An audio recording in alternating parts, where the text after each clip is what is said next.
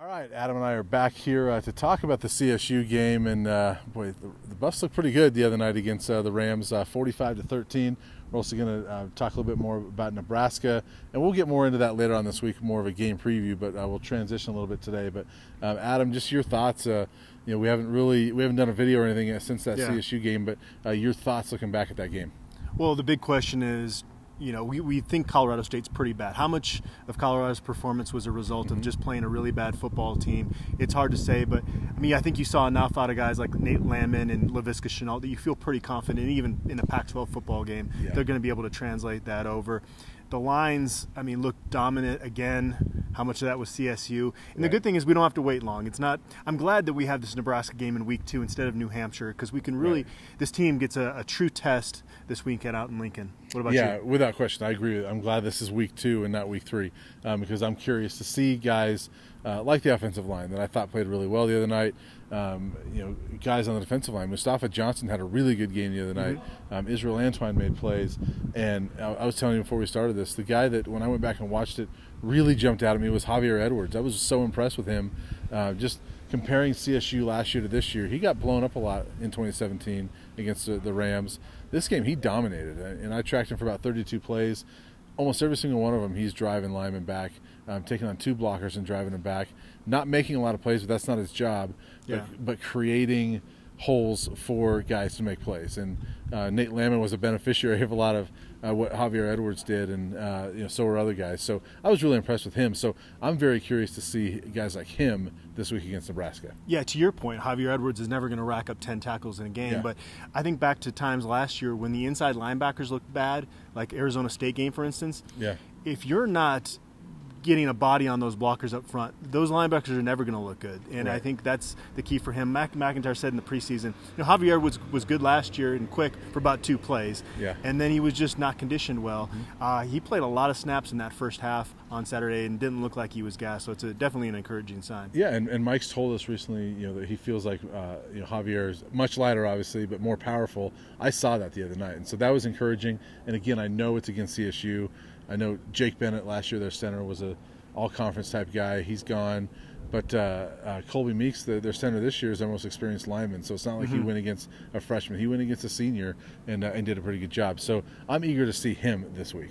Yeah, going out to Nebraska, first time playing them in 10 years. They haven't won in Lincoln in what is it, 14 years? I think it's 14 years. Or no, they haven't played there in 8 years. They haven't played Nebraska. Played there in 8 years. I think the last time they won there was 2004. So a long time. We asked Mike McIntyre, okay, Nebraska had their game canceled. Is this a negative or positive?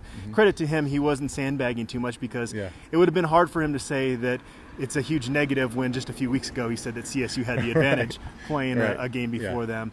With Nebraska having a true freshman quarterback out there, you've got to think this lends itself as a positive, even though we know Mike McIntyre and the staff are a staff that really enjoys being able to dissect film. Yeah, and he did say that there's an advantage because CU's got a game, but he did say that, this is a staff that likes game film and likes to be able to dissect things, and they don't have that on this Nebraska team. And like Mike mentioned, he said, we don't know what this staff looks like at Nebraska yet.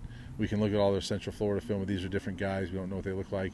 They've never seen the freshman quarterback. So I think it goes both ways. I think there's it kind of cancels each other out a little bit, but it should make for a pretty good football game. Yeah, I think Scott Frost was a home run hire, honestly, by Nebraska. I know CU fans don't want to hear that. You look at what he did at UCF, taking a team that hadn't won a football game the year before he got there. They're in a bowl game, then they're undefeated.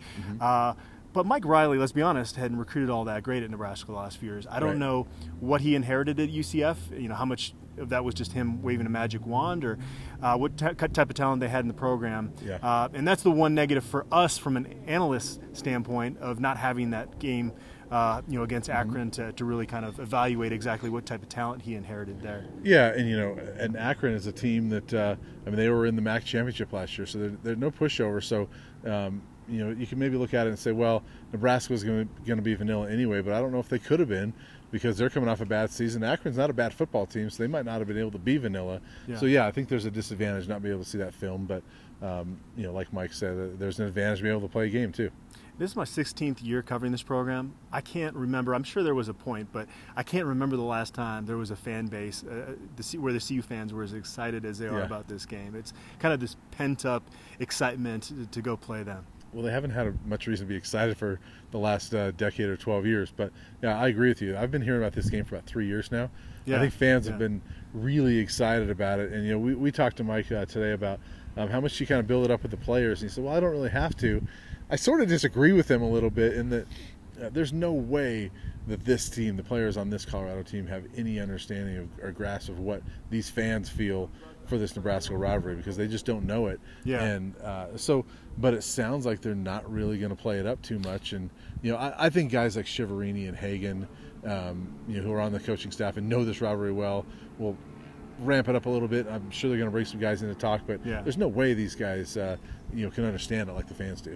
I think I have heard they're going to bring some former players in to talk about it. The guy I'd really like to see brought here to talk to the team, if he really wants to get this team fired up, is Brian Cabral.